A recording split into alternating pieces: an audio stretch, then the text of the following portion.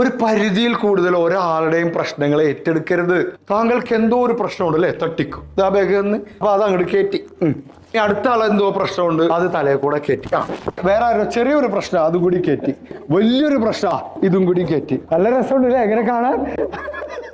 ഓരോ പ്രശ്നങ്ങൾ കയറ്റി തലയിൽ കയറ്റിയിട്ട് വൈകുന്നേരം ആകുമ്പോൾ ക്ഷീണിച്ചു. വെറുതെ ആവശ്യമില്ലാത്തവരുടെ പ്രശ്നങ്ങളൊന്നും തലയിൽ കയറ്റരുത്. അത് അവരുടെ പ്രശ്നമാണ്, അത് ആ കുട്ടിക്ക് തിരിച്ചു കൊടുത്തേക്കുക.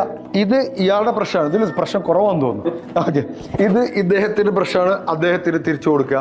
എല്ലാവരുടെയും പ്രശ്നങ്ങളിൽ, സങ്കടങ്ങളിൽ നമ്മളെല്ലാം കൂടി ഏറ്റെടുക്കണ്ട.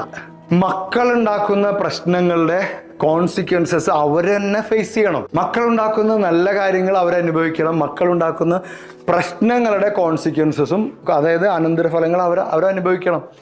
എല്ലാവരുടെയും വിഷമങ്ങളെ ഏറ്റെടുത്ത് ഇങ്ങനെ നടക്കരുത്. ഒരു പരിധിയിൽ കൂടുതൽ ഒരാളുടെ